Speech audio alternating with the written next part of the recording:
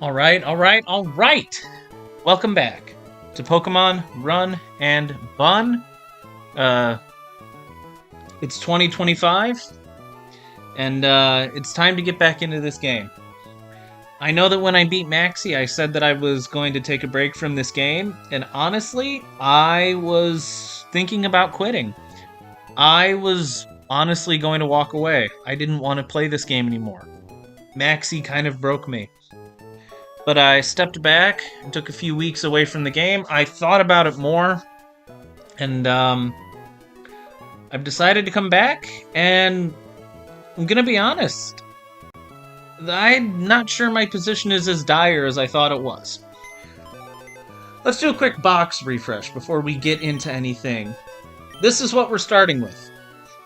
These are all of our dead Pokemon. We have 29 deaths after Magma Hideout going into Aqua Hideout. We lost 7 Pokemon to the last 2 trainers.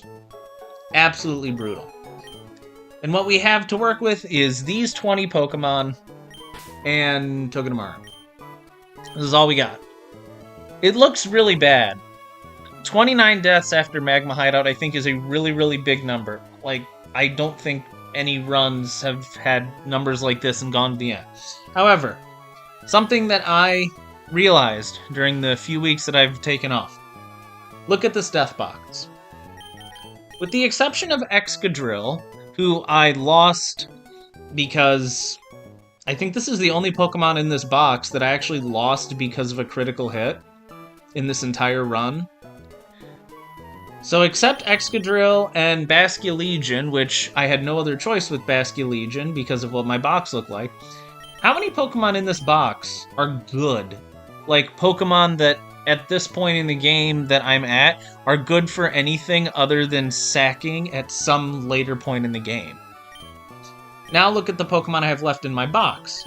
I've got a really good Mega, I've got a strong Weavile, Kecleon, I've got 2 Dragon types, we've got 3 Elemental starters, a good Metagross, we've got 2 fast Pokemon with switch-in moves and high damage output, a couple more Steel types, pair of Guts users, a Trick Room Buster, Golisopod, a super under-leveled Mon for double battles. It also has Fake Out Protect, so like, the numbers of Pokemon that I have left are really, really bad, but every Pokemon I have is good.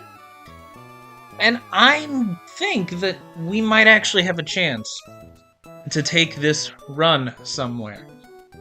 I'm going to get my team together for the first Aqua Grunt, and while I'm working on that team, I'm going to talk a little bit about how the videos of this of this playthrough are going to change a little bit.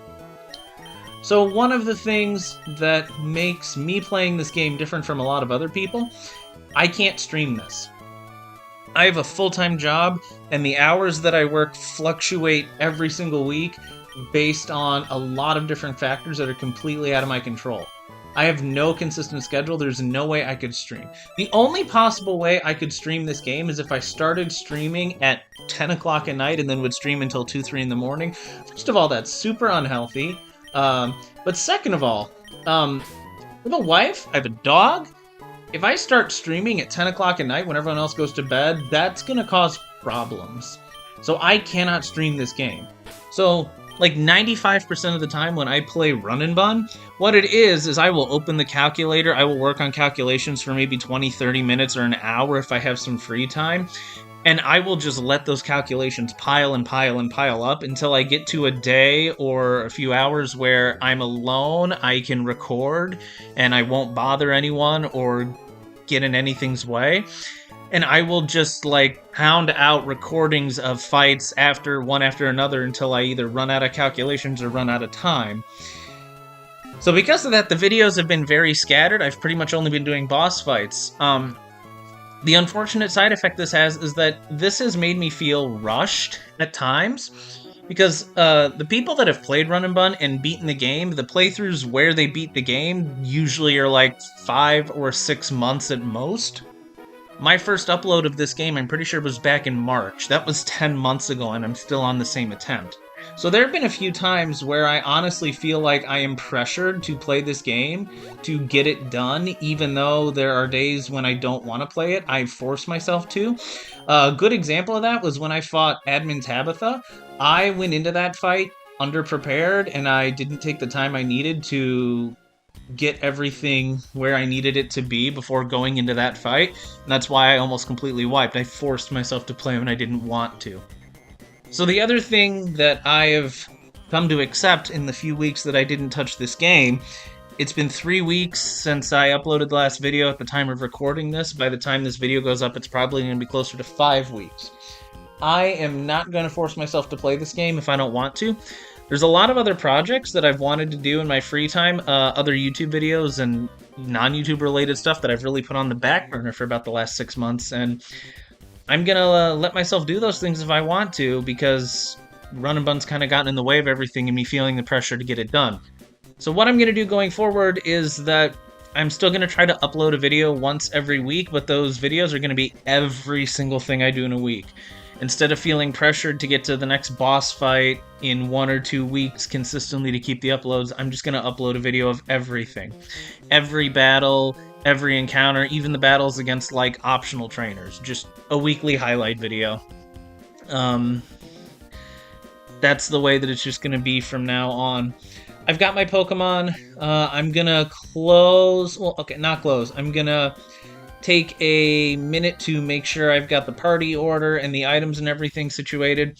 And then I will be right back with the first fight of Run Bun on my channel in the year 2025. Alright, first fight. Let's shake the rust off. I haven't touched this game in close to 3 weeks, so I'm a little bit worried here.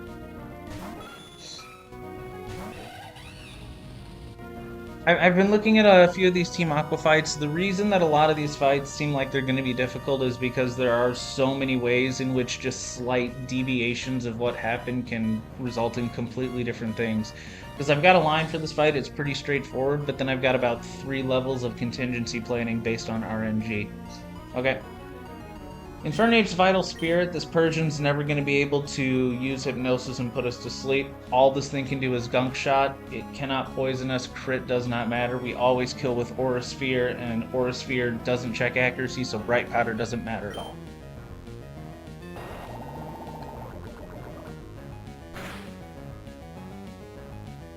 Well, there you go. No poison needed. This is always going to be Floatzel. Floatzel outspeeds and one-shots Infernape. We're going to go into Golisopod. Golisopod is going to catch this liquidation, and whether or not we get a defense drop is going to determine how this plays out. Okay, no defense drop means that this is a lot easier.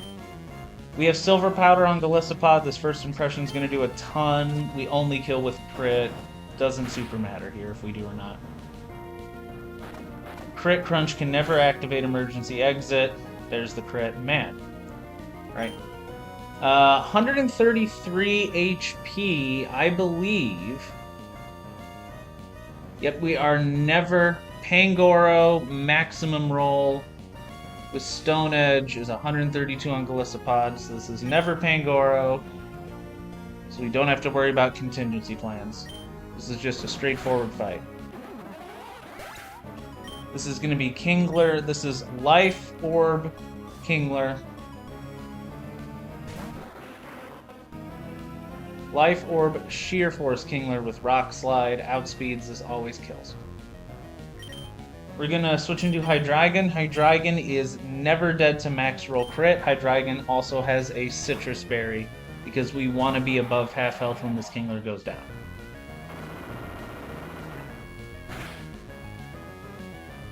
Okay. We always kill with Draco Meteor.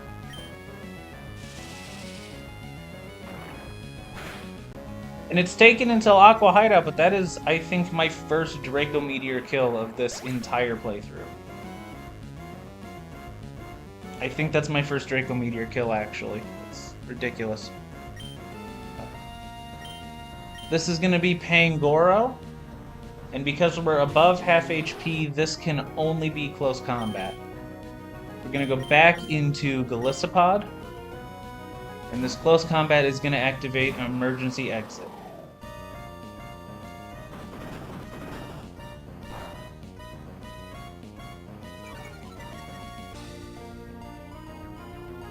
Now with that emergency exit, we're going to switch to Dragonite, who is going to come in completely free. The reason the Dragonite needs to come in for free is because this Pangoro has a Quick Claw and it also has Stone Edge. Dragonite is never dead to max roll Stone Edge crit, but just barely never dead. We always kill this with Dual Wing Beat, even without the defense drop from close combat. We have a Sharp Beak equipped, so that after we kill this Pangoro, it's never Graplock that comes out next, but rather Bouffalant. And no Quick Claw.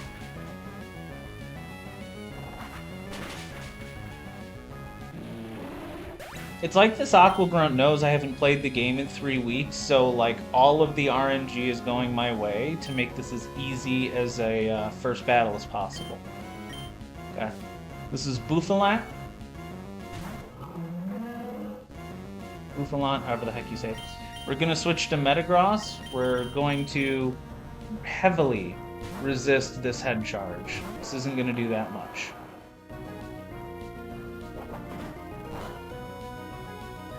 Alright. And now that Metagross is out, this is either Lash Out or Work Up. It could be Lash Out because it doesn't see a kill. Work Up is highest damaging move. We're going to switch into Infernape. Lash Out is not a damaging move. Work Up doesn't do anything. So this is the best way to get Infernape in for free. That's not going to do anything to me. And Infernape outspeeds and one-shots this Bouffalant with close combat.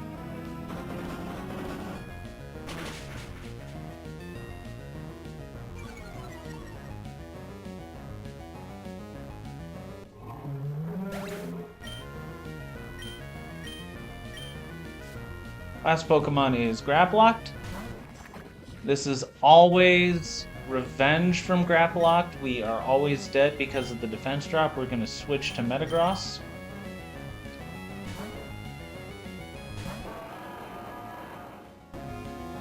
And after we take this hit right here, we simply outspeed and kill with Zen Headbutt.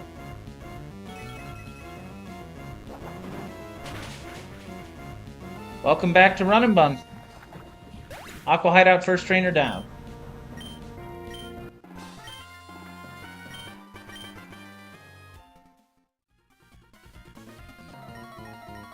Grunt number 2. This fight's pretty straightforward. I am so far liking Aqua Hideout a lot more than Magma Hideout. Alright. This Cryogonal's got Reflect, it's got Light Screen, it's got a Focus Band. We're just gonna click Brick Break until this thing dies.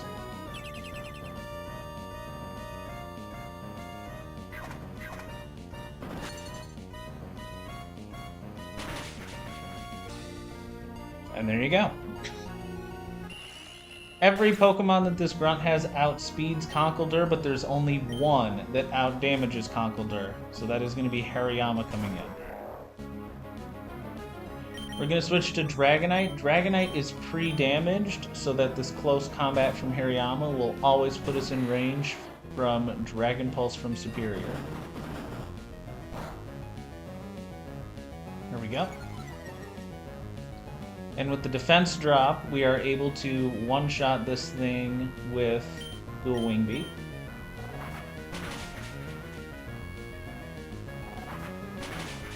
This is going to bring in Superior because we have 102 HP or less and Superior's faster than us. It sees that it has a fast kill.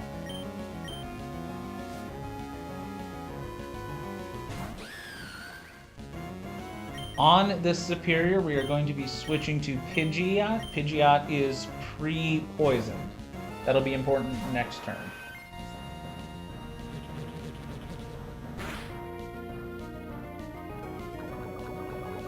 This Superior has Bright Powder, What we're going to do is we are going to Mega Evolve, which is going to give us no guard, so Bright Powder isn't going to make a difference. The reason that we're pre-poisoned is because Mega Pidgeot and Superior have the exact same speed. If Superior goes first, it will use Glare, which will paralyze us, and by being pre-poisoned, we don't have to worry about that.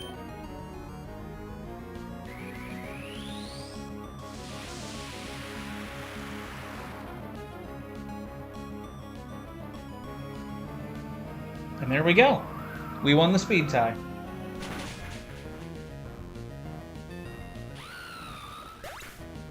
This is going to bring out Electros. Electros always sees a kill with Wild Charge, and I cannot kill this thing, so it always sees it has a slow kill. On this Electros, we're going to switch to Ursaluna. Ursaluna is going to take 0 damage from this Wild Charge.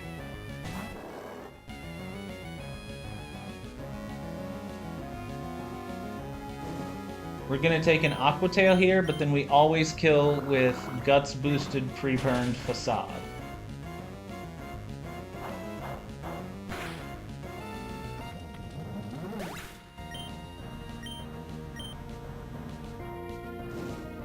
Last Pokemon is going to be Alomomola. I'm not actually sure what this thing is going to do. This thing could click Scald, it could click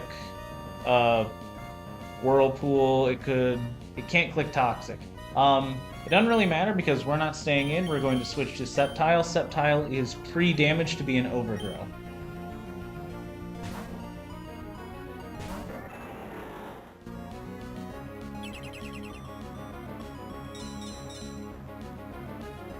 Since Sceptile is pre-damaged to be an Overgrow, this Energy Ball is always going to kill. And that's it. Pretty simple fight. Really straightforward. Nice change of pace.